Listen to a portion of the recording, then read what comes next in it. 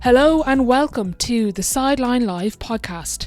My name is Orla Keeling and I am the host of the podcast, where every week we bring you a brand new episode with guests ranging from Olympic champions to local heroes, coaches, support staff and anybody involved in the world of sport.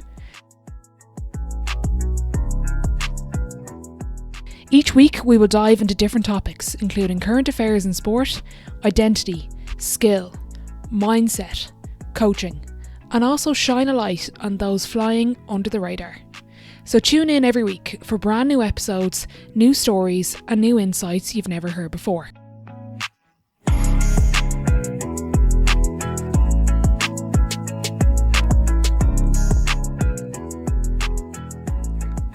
Okay, delighted to be joined by Mr. Ronan Conway. Ronan, thanks for joining me.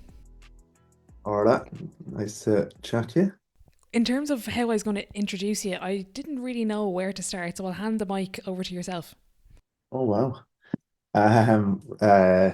Ronan Conway is my name.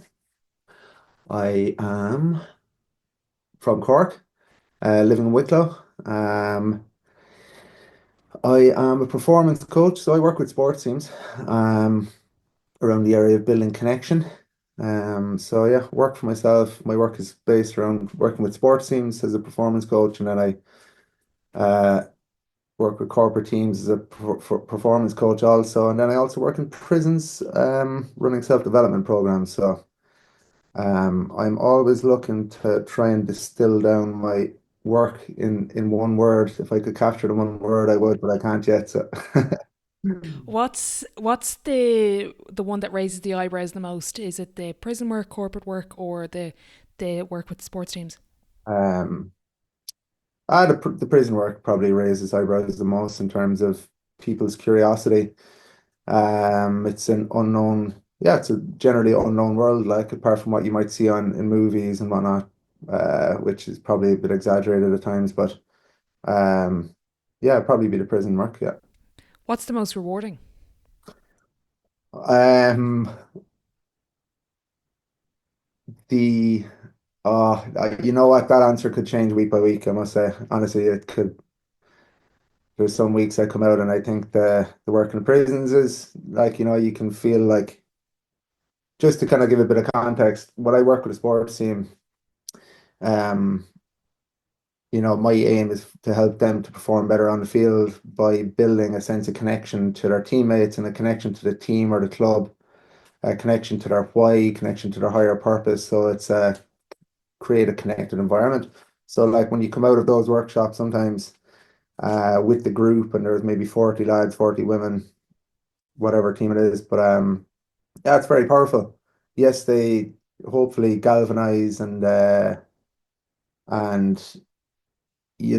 become a bit more cooperative and cohesive and energized. Um, I also find that they grow as people as well. So, when that happens, that's very fulfilling and very satisfying. And but similarly in the prison work, it's I suppose, or that's a bit more raw. Their trophy is to become healthier versions of themselves. And it's very like, yeah, as I said, their trophy isn't, a team accolade that they're striving for. It's more so surviving, maybe thriving, maybe feeling a bit more at ease with themselves, but more hopeful for the future. And yeah, that's very fulfilling as well. When like, yeah, you build a relationship with individuals and you see them develop, and you know you can probably recognize parts of yourself in everybody in any room. So I suppose that you kind of build a connection with them, and yeah, that's always fulfilling. Yeah. So how do you measure success across the three different strands of work then? Um, yeah, like there's a few ways you can do it. Like you can.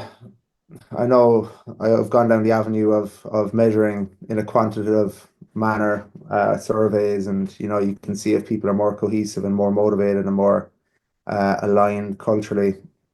This is with the teams, by the way. Um, but for me, straight up, it's more of a feeling thing. Like Uh, After my first gig, my one of my first big, I suppose, clients that I had was working with the Dublin footballers, and that was in 2019, 20, and 21. And obviously they were at the height of their powers, and they were humming, and had already won four in a row, and they're going for five in a row, and like they were cruising, and like the atmosphere. Whenever I came in to do workshops with them throughout the season, the atmosphere and the charge in the room was amazing. And like it was just palpable. It was powerful. You could feel there was something special happening, and you could feel that there was more of a sense of family than a team, like it was like they were brothers, and you know,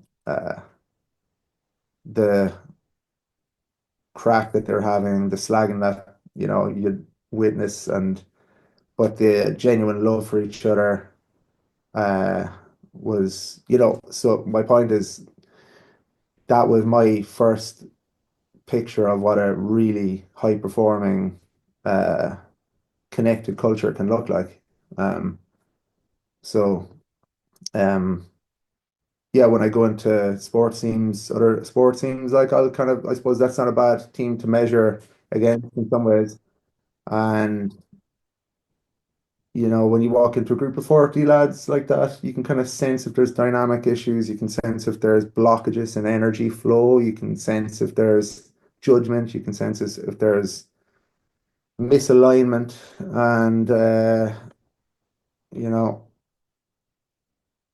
my job as a facilitator is to get curious about those.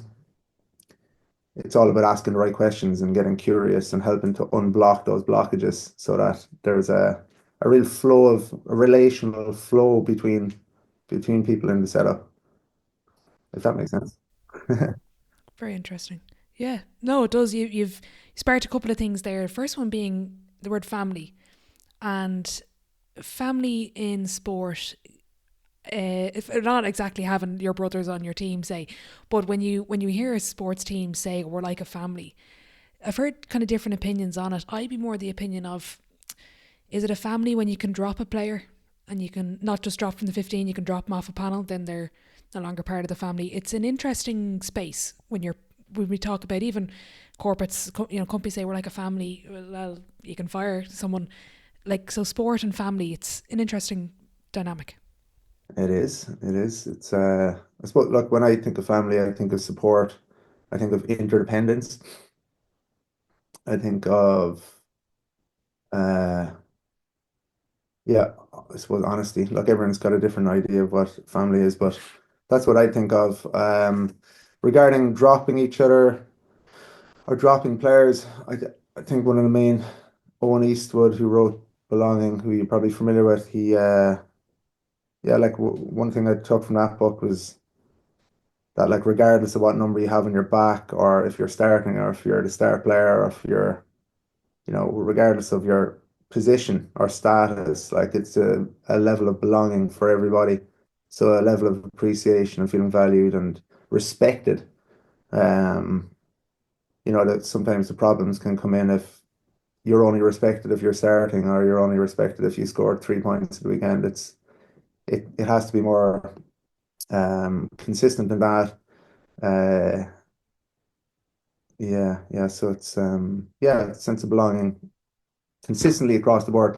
And that does not mean that you have to like everybody, or you have to be best friends with everybody, or that you even hang out with them after training. It doesn't mean that. For me, it's respect, and it's mutual respect is probably the core of it.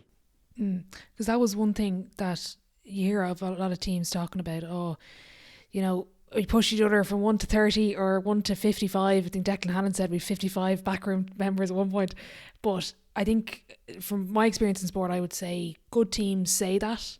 Great teams, great teams do it, but excellent teams believe in that.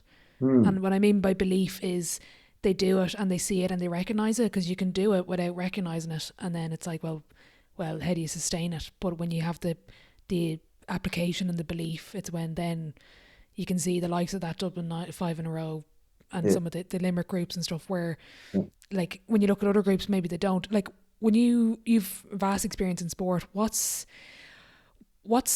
separates the great teams from the rest from a group dynamic point of view? Um, I'm from a group dynamic point of view.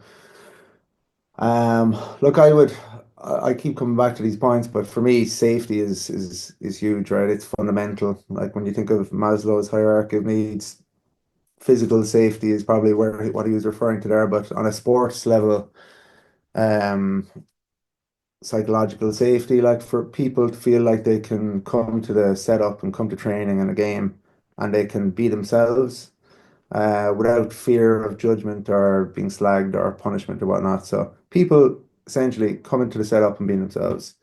Um, Secondly, belonging, which goes hand in hand with safety. It's like people feeling appreciated and valued.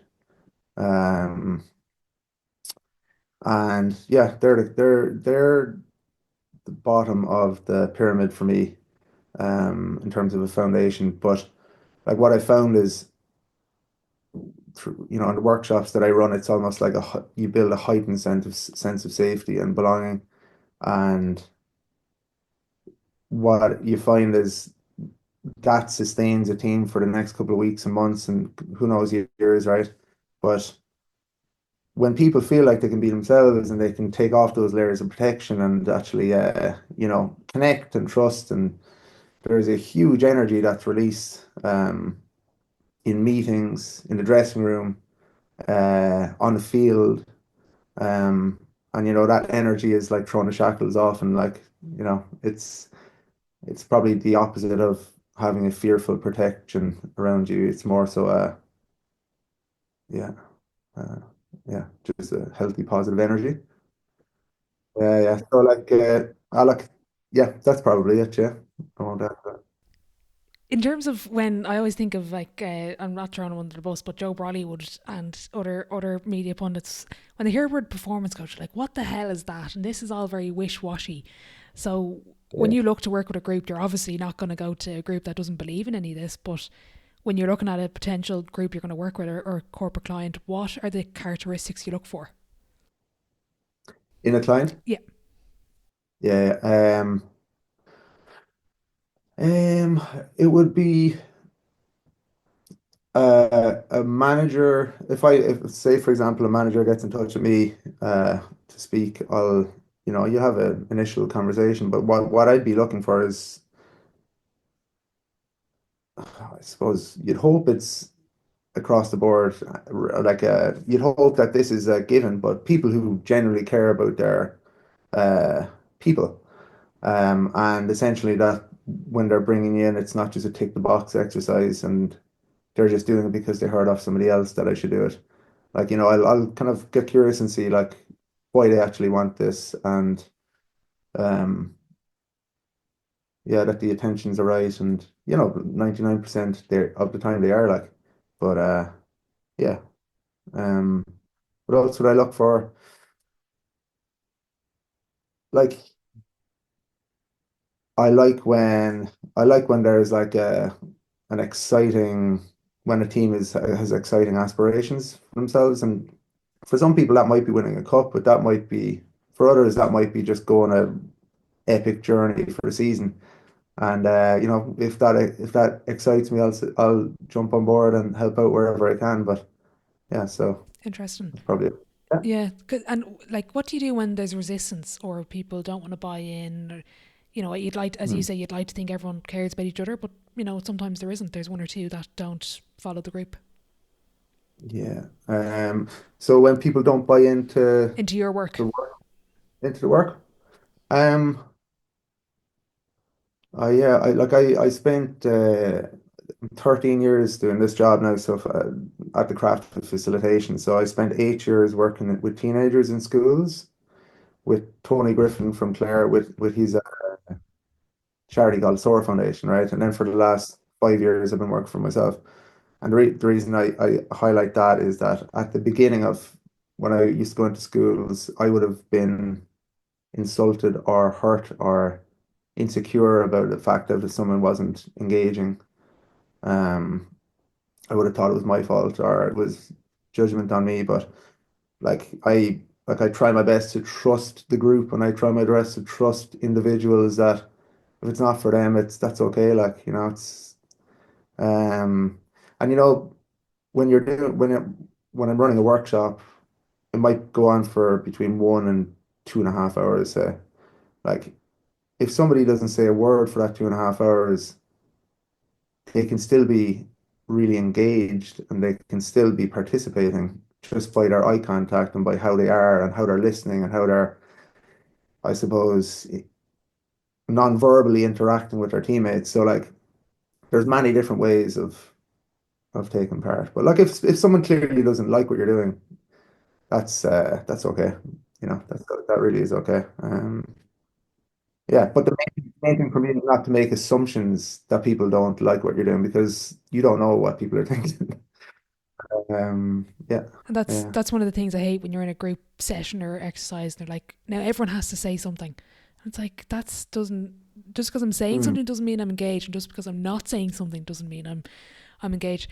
It was when you were yeah. talking about the SOAR Foundation and going into schools. You remind me of when I interviewed Declan Darcy. He said at the time, I think it was an under 15 boys team. He was like they were harder than the Dublin team to manage and to coach. Then so the teenagers will say it to you straight. But I was interested in Mm, your experience in sport, Ronan. For the listeners that don't know, you played at a quite decent level, including intercounty. mm. Yeah. So yeah, I played for Bishopstown, my club in Cork, and yeah, played all the way up to intermediate, and then we got a promotion to senior, um, and then played a couple of years senior, and yeah, played for Cork from minor 21, yeah, intermediate, and played a couple of games senior, yeah. So yeah, I had a good stint. Injuries came into play like probably I'd say when I was 20, started getting bad groin injuries. And then when I had probably a year and a half on the Cork squad and got glandular fever as well. So it's kind of hampered a bit, but probably hampered by my own uh yeah, looking back, like now I was probably lacked like confidence when it came to my real ability to make the final step up.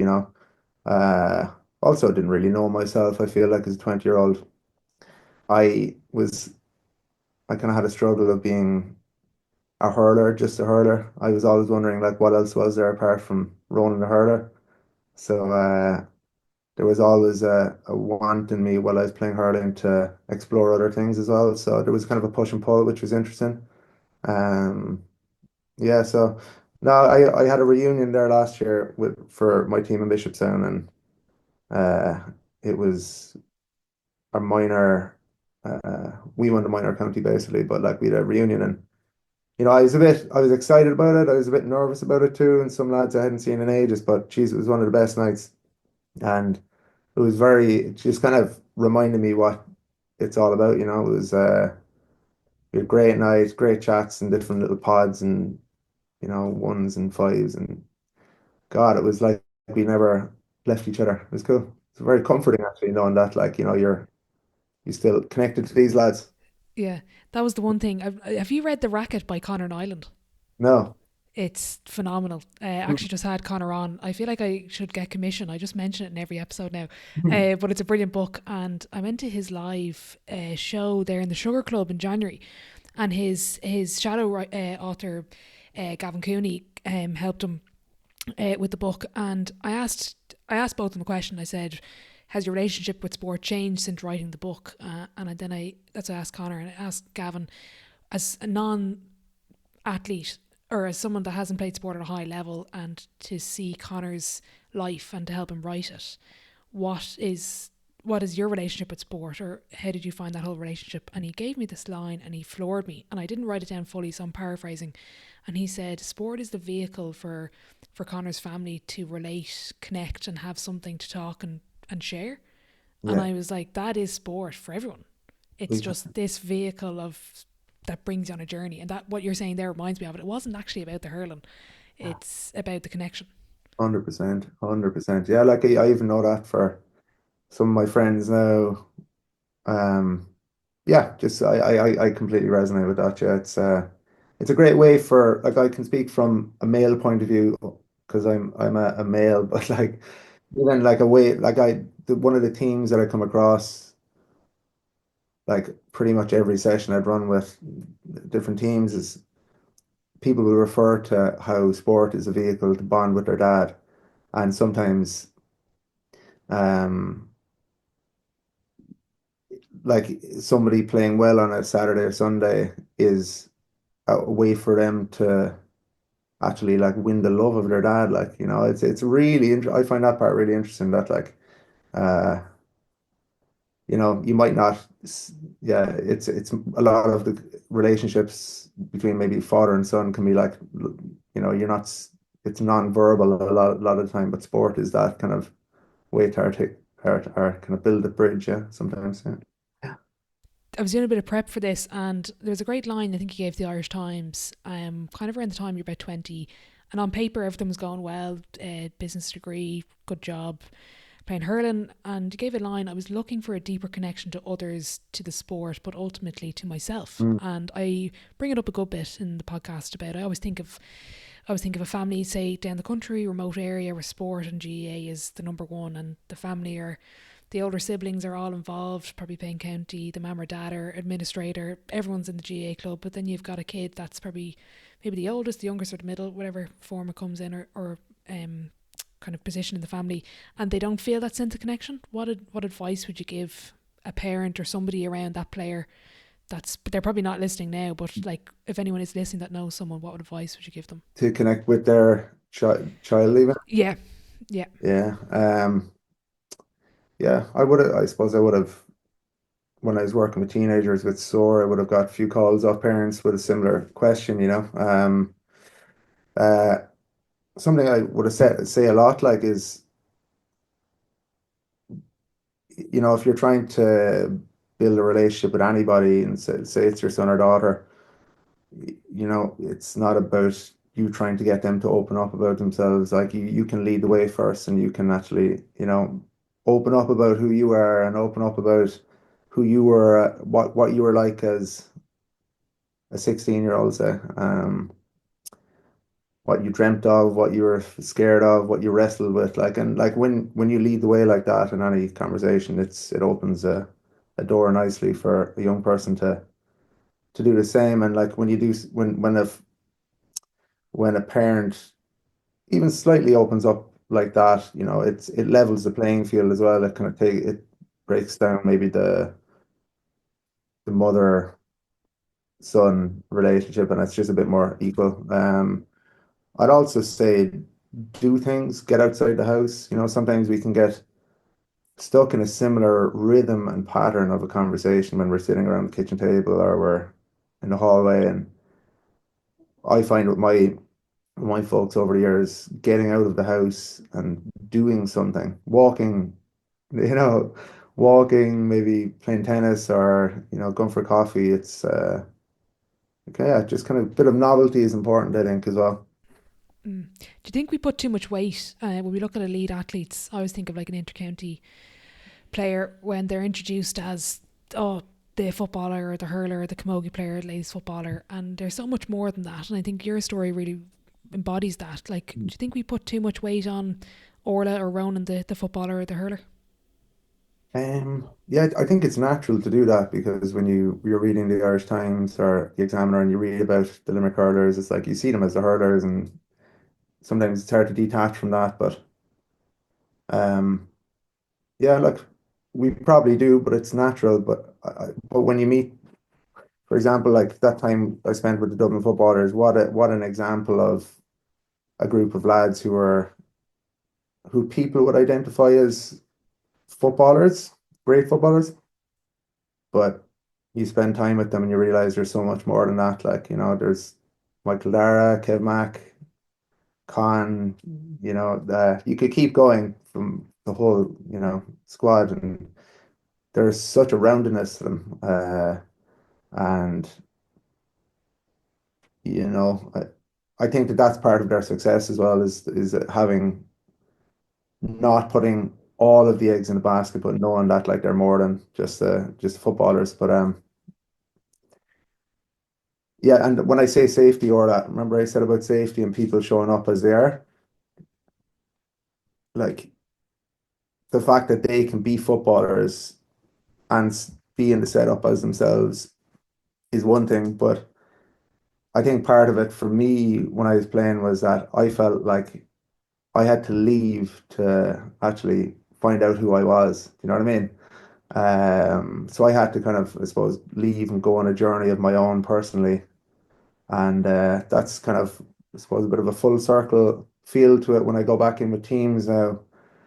It feels like, I suppose, the workshops I do are, I probably would have benefited from somebody coming in and asking me a couple of questions about what's going on for me, uh, what I'm like dealing with pressure and hearing the lads and knowing I'm not in the same boat or I'm not on my own with it. Understanding why I play. Like someone asked me, like, why do you do this? And, what does the journey mean to you? I think if someone asked me those questions, especially in a group setting, I think I would have got a lot. So, I know I'm kind of meandering there a little bit, but it's No, not at all. I think sometimes the biggest teacher or lessons you'll learn are for things that didn't happen or things that yeah, you didn't have at the time. That's yeah, partly why I do this podcast, is things I would have loved to have learned when I was, really, probably chasing a dream of playing intercounty football and didn't happen for me. And really, now yeah. I've a new dream of this, and why I do it is to give back Ah, to. lovely. And I always think of the 15-year-old that is dying to play for their county and stumbles across this and gets to learn from whoever they look up to. Amazing. You know, Had you when did you realize that that was probably a why for you? Or like, fairly early on, yeah. So with the whole injury thing, and why I keep asking everyone's relationship with sport, was I really struggled. So I had a external fixator, and I 13th of July, actually only there 5 years ago last week. I was told I'd need it. I went in with a kind of, I'm very curious, so I had my notepad out and all the questions for the consultant, and I questioned about the muscles and the ligaments and the structure. And he said, "What's that?" I said, "Oh, I just have a couple of questions I want to remember coming in." And he said, "Right, Grant, sure, I'll talk to you first, and then we'll go through them." And he said, kind of had a look at the knee and said, kind of in one sweeping statement, "Oh, well, your bone is very deformed. You're going to need an external fixator. What you do?" I'm in college doing this. He's like, "Oh, you have to drop out or take a year off. Do you drive? No, you need to get your driver's license before the thing." And I was like, "Oh, can I play sport?" And he was like, "That definitely not." And I was just like, pfft. And my whole thing was I want to play sport, play sport. Had dabbled in a bit of coaching, but more just to give back. And then I realised that all my eggs were in one basket, probably the first time in my life at that point. mm, And then I was like, what am I going to do? And I remember I had the frame on. I'll never forget, it was February. It was like February 2nd. Dublin had played Mayo on the TV. And I remember that night, and I said, I can't just sit here and do nothing. And I kind of had an interest in media and set up a Twitter page, and then over COVID got into podcasts, and then was always conscious of, it was a different format for me to get to know sport, but also to kind of give back in a way of, I didn't get to achieve my dream, so let me help someone else. amazing. So Yeah. that's kind of a whistle stop tour. Yeah, yeah, but it's interesting, isn't it? Like it can when you go through some type of hardship or what looks like a block in your life and retrospectively looking back, then it can be a gift, you know. Oh, Uh, big, yeah, but 100%. it takes time to realize that it's a gift. Yeah, So, definitely. Yeah. In terms of the, I want to ask you your relationship with sport now. Like, has it healed? Kind of, not healed is probably too strong a word, but you said when you left the sport and you didn't have a connection to it. Have you a different connection now, similar to me? yeah, no, I do. I'm very fortunate that I get to go into clubs and teams all around the country of all different codes, sports I've played, sports I haven't played. And I get to see, in many ways, I get to see the best of their club and the best of their people, just through the context of the work. And you get to see all the different archetypes and the different characters and the different uh, people who are doing great work, like in clubs and, you know, uh, so like in many ways I've fallen in love with like sport in a way I never thought I would. Like it comes down to the people and the belonging, but the sense of purpose that people get from it, and honestly, the sense of it's life affirming for many people, like, you know. So yeah, no, look, my relationship with sport is definitely mended, but like it's a work in progress in terms of I yeah, I'm always kind of digging deeper and seeing what my why is, why I do this work, you know, and why it's important to me. But yeah, yeah. So how does a former Cork intercounty hurler play such a pivotal part in a five in a row Dublin run in football? Um, uh, oh, I don't know about pivotal, but I definitely, big part of it is the craft of facilitation, which I learned working with teenagers. Um, Facilitation is probably the key for me, the key skill that people get benefit from. It's asking good questions. It's when I go into someone like the Dublin footballers, I'm certainly not going in to add layers, teach them anything. Uh, you know, teach them about high performance culture necessarily, or like I'm not there to do that. You know, my job is to create spaces throughout the season where they can come and they can connect and explore various topics, like, you know, openly and honestly. And, you know, it's some people, when I tell them about my work, they think it's all about talking about challenges or like hardships. It's like that comes up sometimes, but it's a lot of the time it's speaking about what they're actually doing really well. Like, you know, you spoke there about um you know, consciously or versus unconsciously, you know, thriving as a culture. But my job is to just hold a mirror up to them sometimes and have them realize what they're doing really well and what they want to continue doing, how they want to be with each other, what's motivating them, what's energizing them. Um, and oftentimes it just takes someone to ask the right questions and you know, yeah, so that's my job. That's my job. And like apart from that, it's building a relationship with them. So like in order for them to fully engage in a workshop, I suppose you need to build a level of trust with them yourself. So yeah, just building rapport with them and uh yeah, that's a big part of it too. Yeah, just building a relationship yourself with the management and the players. That's where I met Decky. So like Decky Darcy, you know, we've remained good friends since, which is another really cool part of sport, isn't it? Like, you know, went on a journey there for that year in 2019, and then, you know, you're still friends with someone. That's the essence of sport, really. Another way of measuring success. Yeah, exactly. Yeah. Yeah. Yeah. When you're downplaying there in terms of your importance in the group, because Jack McCaffrey said you were pivotal, so Mm. and you unlocked and opened up a room for improvement and growth that they didn't realize was there. So how do you take a four in a row team, sit them down, and realize that they've more to go? Um, um, yeah, like I suppose that year the gap was closing between the other teams, like, you know, Kerry and Mayo, for example, where the gap is definitely closing, and an extra 0.5% for the likes of Dublin in a year like that would go a long way. Um, so look, it's building.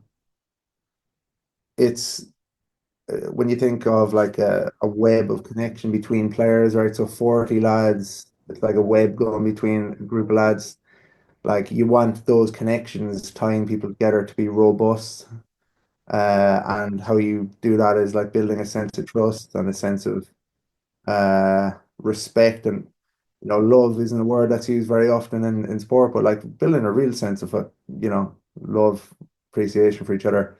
And how that manifests then on the field is I was at the final, the five in a row final when they played Kerry the first day, and the who got sent off?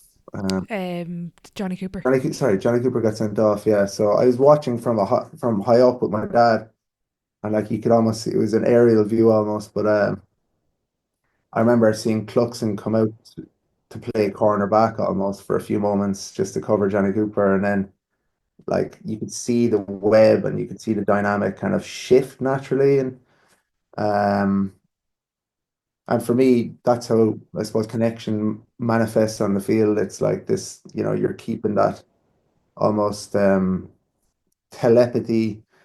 You don't even need to speak to each other. It's like you just know, and you trust, and you know that when someone gets sent off that your buddies are going to back you up. And for me that's yeah, that's it. But like I'll say it again, it's holding a mirror up to what they're already doing as well. It's not necessarily adding in anything new.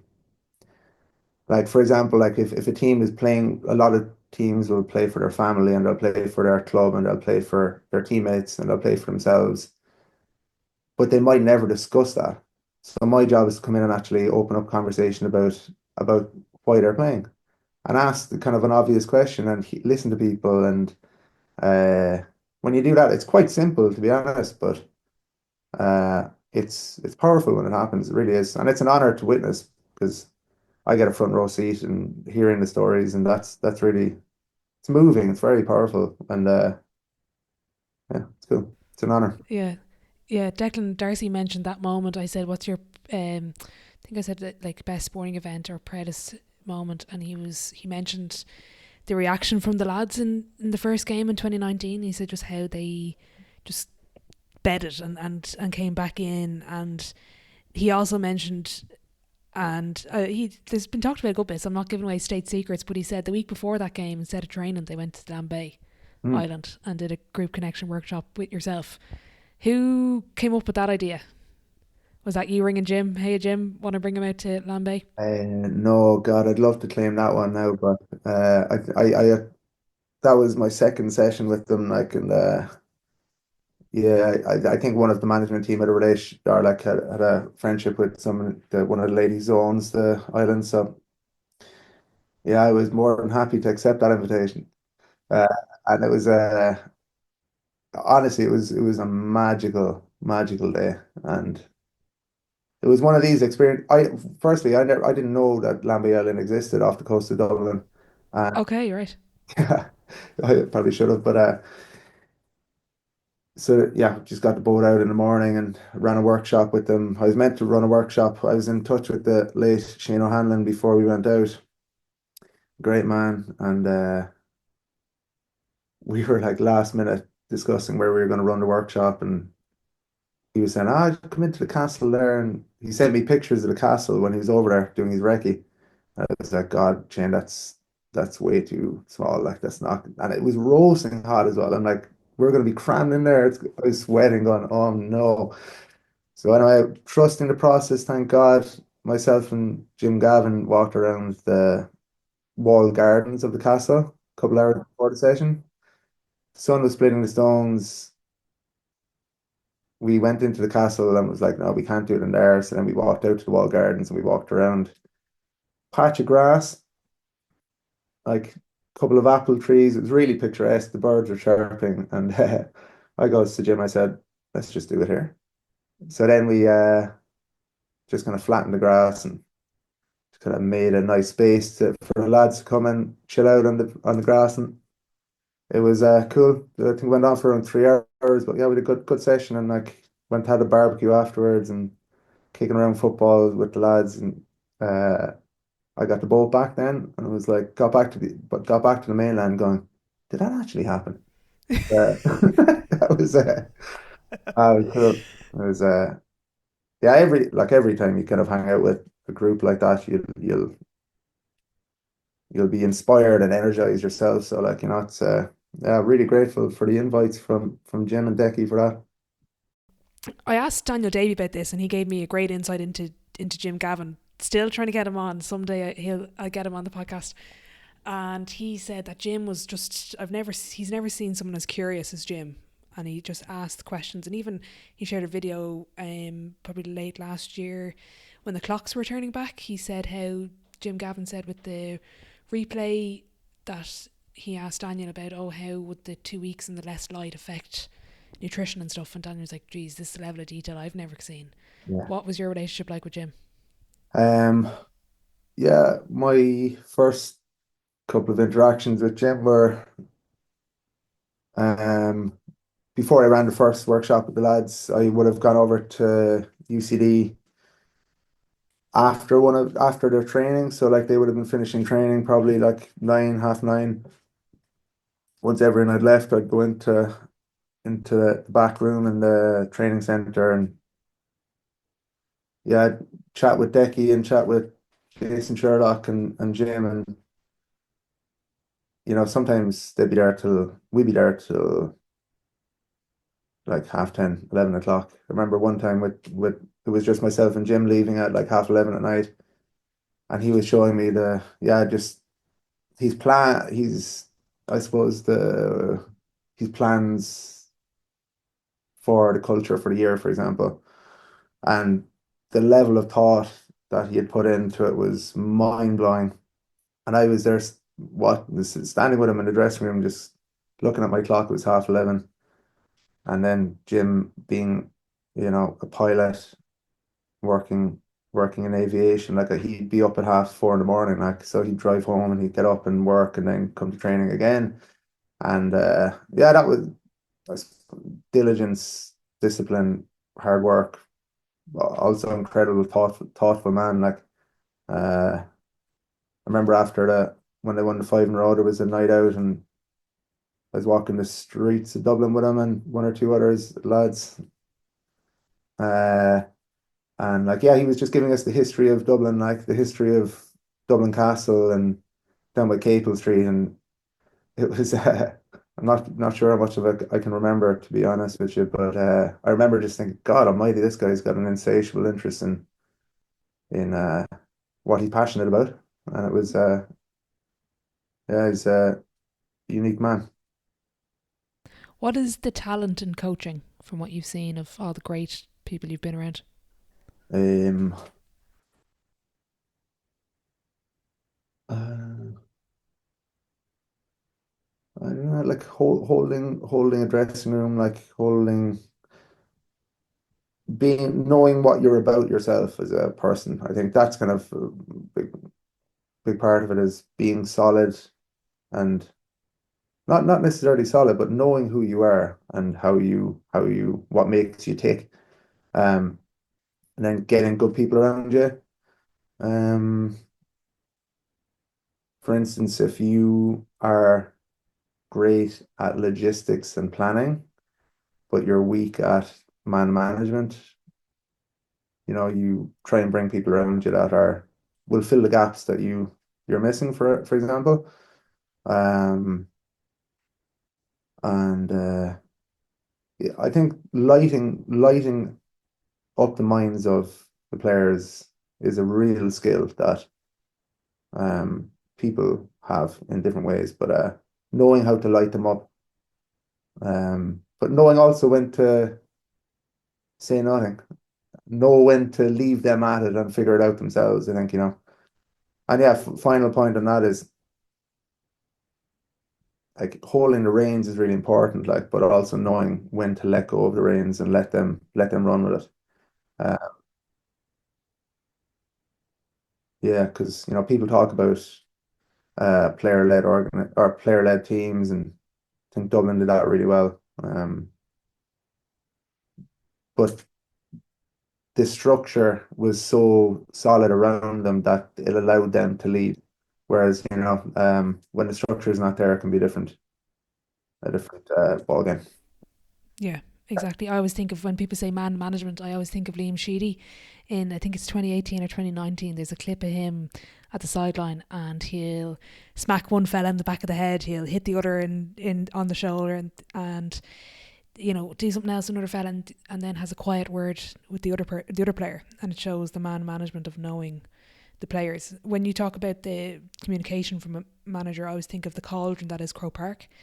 and how you just can't hear each other. Players talk about you can't hear anything.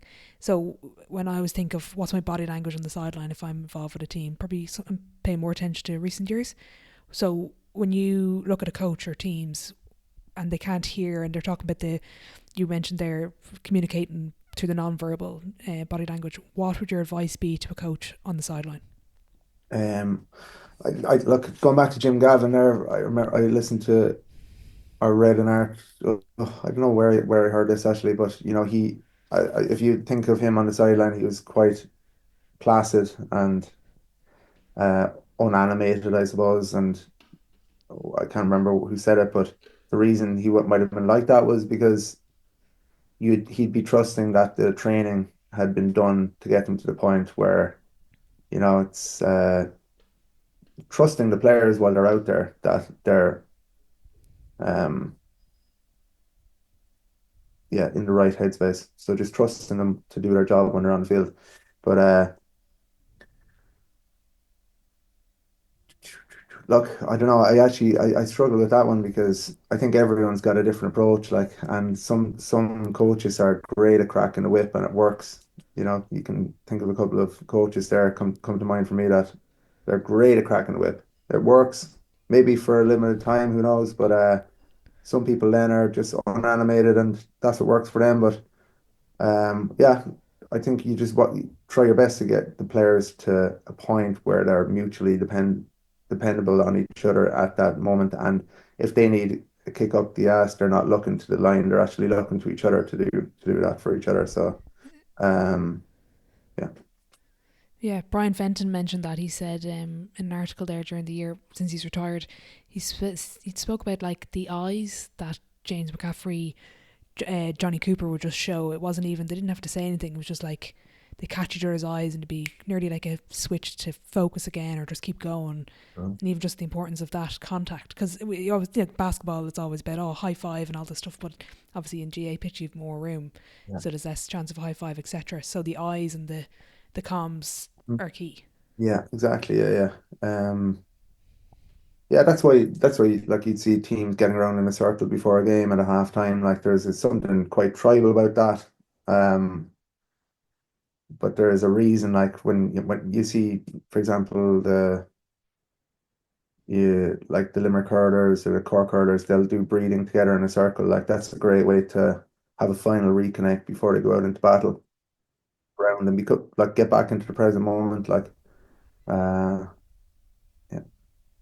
Very good. How do you manage the peaks and troughs then when the likes of players sent off or bad game, bad loss, and you have to regroup? Any advice around that? Hmm. Um like I wouldn't be involved on game day necessarily like that, in terms of I wouldn't be there reacting if somebody gets sent off, but like in the week I'm trying to think of like the following week. Yeah, the first the session week back. the week after, yeah, like I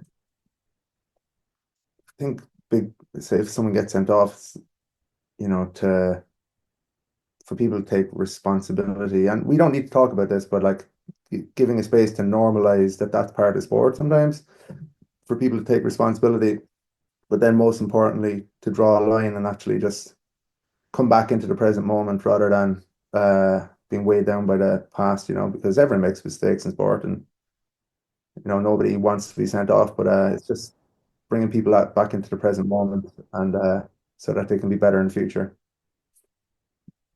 Very good. Yeah, makes sense. It's like the beauty of sport when you make a mistake, you have a chance to actually rectify it, and you don't necessarily have that in all facets of life, and it adds to the story. Does Even the five in a row, the fact that it had to go to a replay probably adds to the story a little bit that they nearly did get caught. Yeah, and if you look at Darren McCarthy for Tipperary, like he's been sent off twice this year, like, and it's something beautiful about seeing a 19-year-old bouncing back, and like he's gonna light it up for the next probably 15 years, and he'll probably use those sendings off as fuel, and yeah, it's interesting. You started working with Leinster this year. Can you compare the world of intercounty to professional rugby? Um, can I compare? They both wear blue jerseys, uh, but shocking joke, Orla. Uh, the how can I compare it? Like equally as professional. Um, equally as like I couldn't tell you, couldn't differentiate too much in terms of the level of professionalism. One of the big differences is with Leinster, it's their full-time job. They'd spend like a full working day with each other, be it in the gym or in meetings or training or analysis or recovery and whatnot. So there's long days, for example, in professional rugby. Um, and so yeah, exposure to each other is bigger in the rugby world. And then the I suppose one of the differences in GA would be, as you know, when you're from a certain area, you play for your club. When you're from a certain county, you play for your county. And rugby, it's different. You have the likes of Geordie Barrett coming in, you have the likes of RG Snyman coming in. You have, various lads from Munster playing with Leinster, and there's just that's a different dynamic as well. So it's how can you build a sense of connection and belonging for this team when people are coming from different areas and different cultures. So yeah, and look, the part about the Gal lads going off working as teachers and working in the bank, that's obviously a well spoken about topic.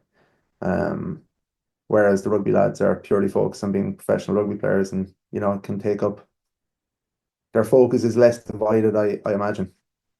Yeah, yeah, totally. And yeah, it's interesting the way people can compartmentalize being an athlete or being a full time athlete. It's different personalities wise.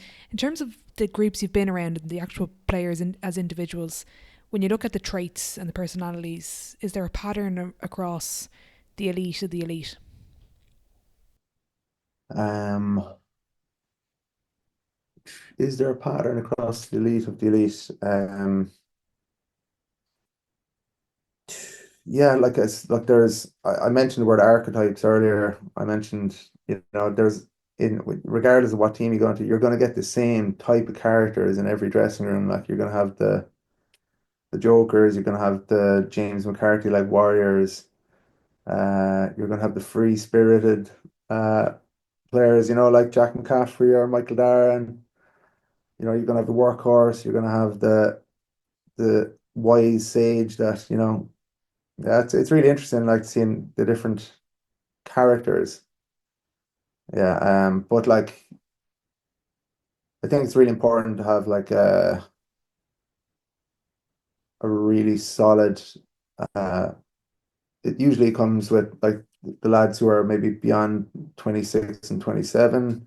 They usually have put down their enough time in the team where they feel like uh, they have the privilege of speaking and leading and unapologetically yeah, leading a team. And I think when you've got two or three characters like that in a team, by the way, with Dublin and Leinster, they'd have a lot more than two or three. They'd have many more than that. But when you have some solid characters who are unapologetic about themselves and willing to speak the truth, give feedback, and lead, be standing at the top of the ship and saying we're going this way and this is what we're doing, let's do it.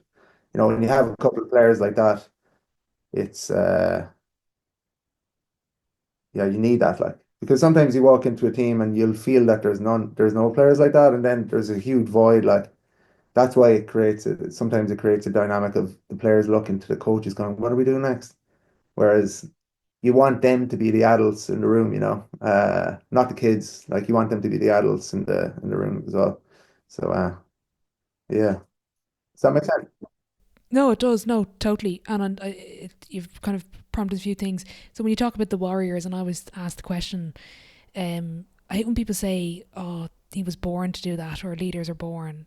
What's your experience of being born versus made? Like there is a bit of a personality trait and environment growing up, which kind of would attribute to being born into it, but kind of you can work on being a leader and being a warrior. Yeah. Look, I get this question a lot regarding even the work in the prison as well. Is it nature, nurture? That I think it's both. Like it really is both. Um, some lads, for example, if they're warriors on the field, like their dads might have demonstrated very similar traits, you know. Um, then look, it comes down to the coaches around you, like as well, and how you're coached from a young age as well, and like levels of grit and resilience that you can build up. So like I find like when it comes to warrior, for me that that is somebody who has fallen down. Oftentimes it's someone who's fallen down but learns how to get back up and bounce back even harder the next time. So oftentimes that's life experiences away from away from sport. Like that can be resilience that people have built up from family and community experiences that they've had. So yeah, look, it's both. I think it would bend my mind if I tried to pick one, but nature and nurture for me on that one. Yeah, I think everything's a bit of both. When I always ask, is it physical or mental? It's funny when you get to the elite, people say mental, but you have to be physically there. You have to be to be an Olympian. You have to be a physical freak. You have to be a 1%. Same with intercounty. The saying, everyone can do it, or not. That it's not a saying, but everyone can be an intercounty player. Well, actually, not everyone can anymore because you have to be of a certain physical condition. That was one thing Jack said. When kind of in your work, he said in London, sorry, the event last year, he said to be trying to impress or fearing people within a setup, it's hell, it's exhausting.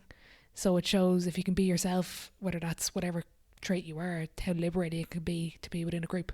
Yeah, look, he is the perfect example of that, in my opinion. Like he's the perfect example of someone who's himself, and um even how he plays, there's a looseness in his how struts around the field beforehand, and he takes it in, and there's almost like a childish boyishness about how he plays, like for the absolute joy of it. Like it's beautiful. But off the field as well, he's like with someone like Jack when he's in a room, he when by him being himself unapologetically, like he gives so many people permission to do the same. Like um, so like that's why a character like Jack in any team is goes far beyond the field. In terms of your approach, how did you like comparing from the art of facilitation when you started with SOAR up to now? What is something that you used to do that you now do differently, or anything like that? Anything that comes to mind in terms of your evolution? Um, um, a big part of this work when you're working with groups of people and you're facilitating, it can be quite intense. It can be quite energy sapping at times. And it's not something I'd look back and give advice about because I'm still actually figuring it out. It's just mind the energy.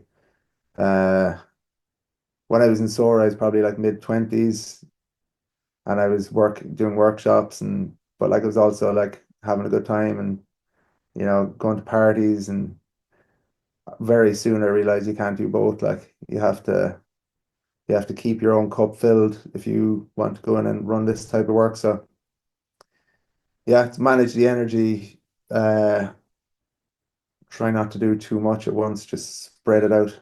I'm still figuring that one out, but yeah, manage the energy, and also like because I'm working for myself, um I run the work, but then I go home and I do the admin and the follow-ups and the proposals and all that. So it's just uh compartmentalizing time for me delivering work, but then also compartmentalizing time for the more logistics. So that's what I'd uh, Very good. I asked you this question before when we chatted about a year or two ago, but who do you learn from, Ronan? Where do you pick up your approaches, your techniques, your exercises?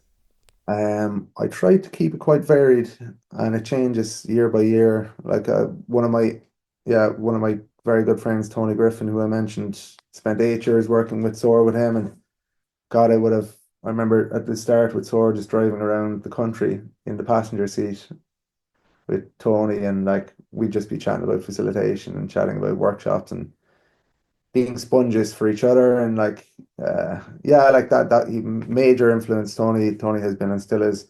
But then like educationally, I um try to diversify as much as I can. So like would have done courses like studied with Dr. Gabor Mate for a couple of years ago during the pandemic, and yeah, finished a course called Family Constellations. Um, did that for a year last year, and God, I did a clowning course a couple of years ago, around 6 years ago. It was a week-long course in theatre of clown, and like, you know, God knows how it even comes into my work, but I feel like the more you can stretch your comfort zone and put yourself in situations with different types of people, uh, I feel like the more I can expand as a human in these courses, the more people I can engage with in workshops, and for instance, like the reason I would have done the Gabor Mate course is when I started being invited into the prison around 3.5 years ago through Philly McMahon initially. Uh, yeah, I suppose I wanted to understand trauma, I wanted to understand addiction, I wanted to understand recovery, I wanted to understand the human condition a little bit more. And Dr. Gabor Mate is at the forefront of that work. And I'm not saying that it's giving me every tool possible, but it gave me some tools and it gave me some understanding to go in and stand in front of a group of 20 lads in a prison, and if I equip myself with some tools and some snippets and knowledge and nuggets, the lads will leave the room with a couple of nuggets themselves, and that's cool for me. God knows what I'll be doing next year, but Have you read The Range? huh? It's a book. It's called The Range. No. I actually only got a recommendation last week about it. Um, I downloaded it as an audiobook because I'm trying to get into audiobooks now, but I'm struggling. It's by David Epstein. It's How Generalists Triumph in a Specialized World. Apparently, it's excellent in terms of what you were just saying around having multiple experiences in different things and how it can all help where you're going. Go away. Oh, nice. What's on So then? I'll let you know. I'll Yeah. let you know if it's worth Oh, do listening you? to or reading. um, what? How has the work in the prison shaped your understanding and when you're going into a group of individuals? Just even from a not necessarily going into a prison, but going into a corporate or going into a sports team where you're not in a prison environment. How has that shaped your work? What was that shape my work? You're gonna have to cut out these silences here now because I spent a bit of time thinking. No, take your How time. does it shape my work? I think it's reinforced a belief that I have that we're all craving the same thing and we're all hungry for the same thing. And yeah, like working with the teenagers, you realize that people want to be accepted and they want to be connected and belonging. Like that's what people are striving for. Like, there's lots more, but that's the core from working with teenagers. People want to be accepted and they want to belong. You go into a sports team, at the core of it, for me, that's also what people were looking for. You go into a prison and you meet all different types of characters, and some are big and burly with tattoos on their faces, like you'd see in the movies, but the vast majority are just normal men and women who, yeah, have made certain decisions in their lives, but again, going back to that, they're after the same thing, like they're after that sense of belonging, and they want to feel part of a group, and they want to, I feel that sense of purpose and aliveness, and like that's. I had my doubts going into the prisons what it was going to be like, but I think it just reinforced that core human needs are pervasive across all different groups in society. But yeah, it's kind of sad in some ways because you realize that one day I'll be working with for example, a couple of months ago I was working in Mountjoy prison one day, and the next day I was in with Leinster, and in many ways it's kind of sad because you're like, I could see a lot of the lads in Mountjoy prison, and if they were dealt different cards in life, I could see them being a CEO of a company, and I could see them being an elite athlete, and I could see them being artists, and I could see them being poets, and they could be doing all sorts of amazing things. with their lives. And it's just, yeah, it kind of makes me sad that the cards people are dealt really determines um, the choices people make. But yeah, yeah, Yeah, it's a good answer. It reminds me of going back to Jim Gavin again. I was at a talk there in January. I happened to be in Belfast when he was up giving a talk, and I said I was on holidays, but I said, right, I need to go to this thing, and he gave a brilliant talk on. I don't have my notebook here with me, but one of the things he said was, again, the human condition. We all strive to be part of something, feel belonging, but also to improve. yeah, And then it sparked. I was kind of reflecting on the notes, and it was like, well, what happens then for people that no longer feel that, it's the environment, different things. So it's interesting the way that's really what reaffirmed to you in that work of sometimes the card you're dealt could be the difference between playing rugby for Leinster or unfortunately going down a different path. yeah. It's also I was yeah, I was telling you just before the call that Caelan Doris came into the prison there last week with me, and came in for the morning, and it was amazing. Like, he was the lift that he gave the lads was incredible. They were very, impressed by who he was status wise, but like by the time he left, they were just so blown away by how he held himself and how he cared and how he was curious about them and just on the same level. And point being, like, a lot of these lads in prison, when I asked the question about role models growing up, say for example, if there's 20 lads in a room, if I asked the question about if you had a role model growing up, usually four people say yes. And then when I ask, was it a health, keep your hand up if it was a healthy role model, like three of them will put their hands down and you'll be left with maybe 1 out of 20 with a healthy role model growing up. No, I can't speak for Caelan, but like,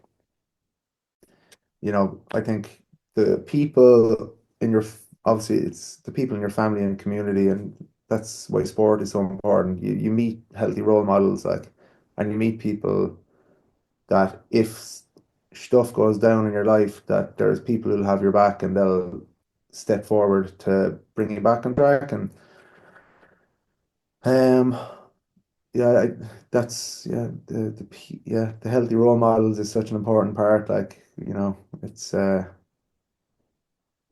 yeah, it's kind of in, it'll be in a lot of these, again, going back to archetypes and Rocky movies, the Rocky movie, you'll have like these archetypes of old mentors that will take people under their wing. And um, yeah, we all need one of them. I need just on the prison, or like, people struggle in prison, of course. It's hardest part of people's lives generally, but like, you get to see some incredible, talk about culture, like you'll get to see really interesting cultures. Last week when I went in, the culture was amazing. The amount of support and sense of family that the lads had regarding, wanting each other to recover and rehabilitate and be the best version of themselves. But then you'll go to another prison and you'll have lads cutting each other down, so it's really interesting just seeing the how cultures form in those environments as well. Yeah. Amazing. What's the biggest misconception around, and even I'll remove the word sport or athlete, around elite performers that you've come across? Um, the biggest myth, Yeah, or misconception. um, you you'll see a version of somebody on the field and I'll make an assumption that they're a certain way, but they are oftentimes, yeah, I've spoken to Decky Darcy about this, like, but oftentimes the further up the ladder you get in terms of high performance and leadership, the lonelier it can get. And you'd feel that some of these people, athletes, coaches, have a strong support network, and oftentimes they would, but it can be lonely and it can be, you can think that they're invincible, but they're feeling all of the same emotions that any of us would feel, oftentimes maybe on a more intense level. So like, that's why people who are operating at a high level, the the support is, yeah, the support system is important for them, of course. What has Declan Darcy taught you from working with him? He's a brilliant mind. I was fortunate enough to pick his brain for a couple of hours once. Um, well, yeah, during the pandemic, I moved in down by Sandymount, and I didn't know that Decky was living there, and I ran past his house, and he was there. Don't know what he was doing, washing his car. Maybe I'm just making that piece up, but I know he was in the driveway. But I had a great chat. But for 3 or 4 years, we walked the beaches in Sandymount and some mornings with a coffee, and we just have great chats. And oftentimes, I'd get home to my house and I'd take out my notebook and I'd write down notes, and like just some of the things he said were thing about Decky, it's who it's he embodies it. It's not learned in a book. Like Decky is the embodiment of uh what he is espousing with a team, you know. It's from a lived experience of how he was as a player and who he is as a man. So what have I learned? I have I'm always encouraged by his cut through in terms of his how he cuts right to the core of something, and he'll tell the truth. And oftentimes I'm like, oh yeah, of course, it can be that simple. Jeez, it's so simple. There was me overthinking something or going, I wonder how that would go down. It's like, no, just go straight for the truth. Like, and yeah, that's probably the main thing I've learned. Uh, One of his main, I know he's studying at the moment, but one of his main principles is care in a team, and like that's for all the tactics and strength and conditioning and that you need. Like, care is fundamental, and that comes across in many different ways. But yeah, it's cool. Definitely take that from him as well. Brilliant. Who, if I could give you the key to follow a team, group, person, whoever it is, for a week and be a fly on the wall, who would it be? Um, the All Blacks would be cool. The All Blacks or Liverpool.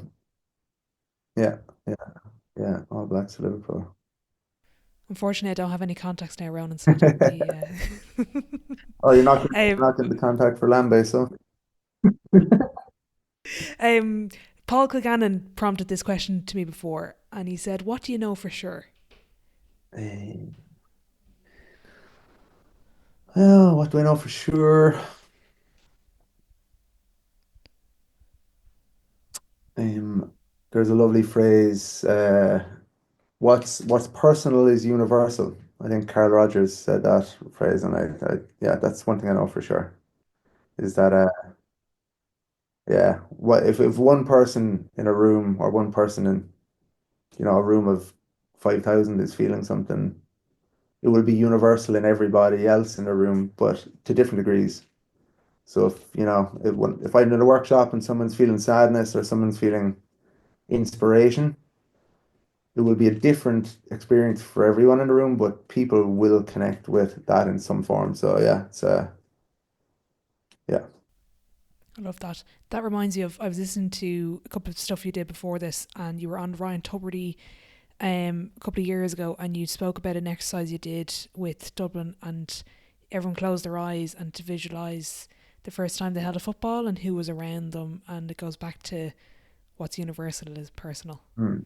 Yeah, and everyone the shared experience and bringing them all in together. yeah, yeah. That's yeah, it's similar with all the exercises that you could do. You'll kind of see that element of universality of the human experience in all of them. Yeah, Brilliant. yeah, yeah. Fantastic. I want to get a couple of book recommendations off you, Ronan. What do I need to add to my reading list? Owen Eastwood Belonging is still on my list, and I Oh feel yeah. bad I haven't read it yet. Oh yeah. Well, I'd recommend the audiobook for that because it's Owen Eastwood narrating it himself, and he's got a lovely New Zealand tones, and it's really nice. It's yeah. Yeah, that there is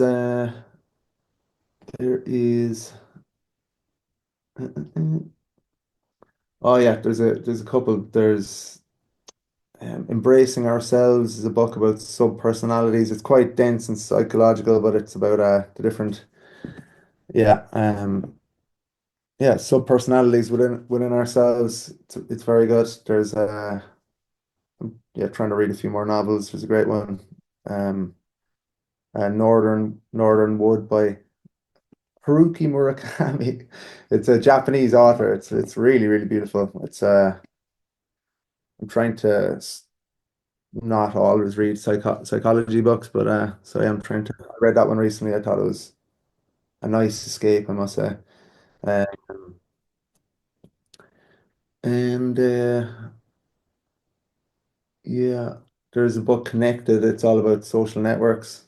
Um, there's like five different authors, but Connected, it's about social networks and degrees of influence that we can have on each other. So like how if one person, for example, if one person smokes or it can impact not only their friends, but their friends of friends and friends of friends of friends. And just thought that was really interesting, the ripple effect of our behaviors. Yeah.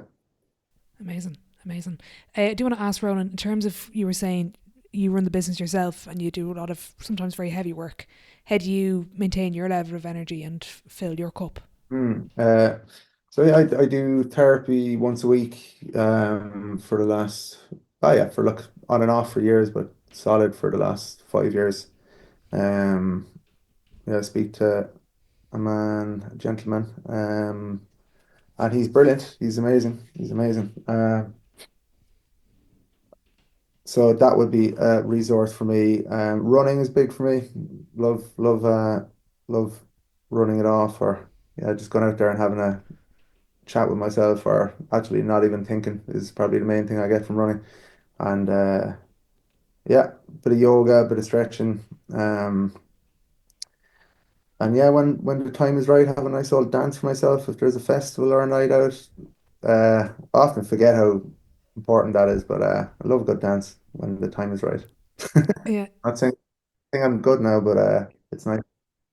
Well, I was about to say, because I know you used to run was it dark dance or something? It was basically like a dark room in Yeah, Temple Bar and you go in and dance and no alcohol, just go in, kind of move if you want, express yeah, yourself if you want. No one's kind of judging. yeah, Um, that's a different concept for Irish yeah. socialization.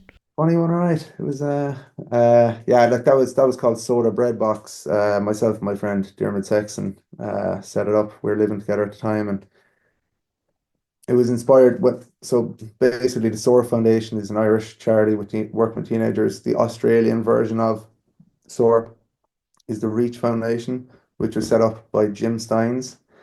So 12 years ago, I was lucky enough to go over to train in the Reach Foundation for a month with Jim Steins' company, our charity. Where I'm going with this is while I was over there for the month, I was going around to schools in Melbourne and learning about facilitation. One of the facilitators told me about this night in Melbourne where people would go into a room and listen to some banging music and they'd dance in the dark with no alcohol. And I remember she said, "Do you want to go?" And I was like, "Nah, not my thing." But then when I came back and to the house, I was living with three lads and I told them about this idea and we went into the kitchen and we turned off the lights and we put on a song and we had a dance. It was great fun. So then myself and a friend said, let's just set it up in Dublin and actually run a night and see how it goes. And yeah, 2 years later, we ran like 45 nights and it was on every Monday night, well, every second Monday night. And you'd have students, you'd have athletes, you'd have parents, uh, tourists coming along for 1.5 hours of dancing on a Monday night. And they'd usually leave and they'd be pretty revived. But yeah, it was cool. It won't be happening again, I'd say, for me, but it was I think it was really it was a fun thing to do while it lasted. Yeah, and I know Kev Mack did a similar kind of, not a similar event. He wasn't doing dark dancing, but it was kind of grouping people together with the Warriors of the Light. Yeah, And I remember someone said to me, I heard a line. It was about kind of like kind of community and stuff, and it was how church was, or mass. It was the word mass was again kind of like sport, an excuse for the community to get together, whether people don't like religion or not. And it reminds me of cousins of mine live in London. There's about 8 first cousins that all meet up once a month in the pub, and they call it mass because it's the bringing the group together, and that kind of what you were saying. I think we lose that kind of sense of community without having those spaces to go. Big time. I would agree with that. Yeah, and that's like going back to the sport, like that's people will kind of, maybe focus on the game on a Sunday, but it's about the different touch points that people have during the week, the fundraising, the training, the getting the kit ready, and all of these different touch points are like fueling for people, even unconsciously. Mm. Is there anything that I haven't asked you that you thought I would, or anything you want to bring up? I'll give you the chance. I'll give pass you the mic. Wow, that's a good question. Um, um, no, no, I think we touched on a lot there in terms of the different areas of work, but look, I think it's good to have a balance too. Like I think that's something I'm constantly working on is I can, I can get uh when you're busy and especially when you're working for yourself, I feel it can be all consuming and like I have to just zoom out sometimes and remember that, there's a life to be lived and family and friends and, hobbies to be kept up as well. But it's yeah, that's probably just where my mind went. Brilliant. That's a good answer. I'm going to move on to the sideline seven, the same seven questions at the end of every episode. Question one, Ronan, I get the sense you are a quotes man. So, what is your favourite quote? I'm gonna go with that one that I said a while ago. The what's personal is universal. I love it. When I heard it first, I loved it, and I think that's my quote for today. Brilliant. Question two, best sporting event you've been to? Um, in 2013, I went to the Cork Clare All Ireland final, and it was a draw. Clare got the cornerback got a point at the end from the left wing, and it was yeah. And the two of my friends were playing, Shane O'Neill and Pat Cronin, and my club mates, and it was just magic to be sitting down the back and watch your friends play. But like it was a disappointing end to the game, but I I went with an American friend at the time, and it was it was a really proud moment to just watch a game of hurling, like the cauldron that it was, and just be really proud of kind of the sport. Brilliant. Question three, the biggest setback or challenge so far in your career, and how did you react to it? Um, yeah, a few years ago, I worked with a pretty big client, and yeah, work did a bit of work and went well, and just had a bit of a communication breakdown, cross lines, you could say, and ended up losing the job, and I was yeah gutted, absolutely gutted, and it stung for a long time, stung for a long time, and Decky would have been coaching me through that that one, but yeah, no, it stung for a while. It took probably a year to fully like be at ease with it, but what it taught me was uh, you just have to try to keep doing the good work. Like the only way you can make up for these mistakes is like, or these kind of like setbacks is actually like keep plowing on and keep trying to do really good work week on week and week and week because that's, that's the only way you can do it. I definitely was licking my wounds for a while and I was, sad, but I was, come back the next week and do a good job. That's all you can do. Um, on the flip side, then, Roman, your biggest achievement to date, in or outside of sport? Um, uh, I, outside of sport, like in terms of work, it's probably setting up, running that prison program. It's called the Circle.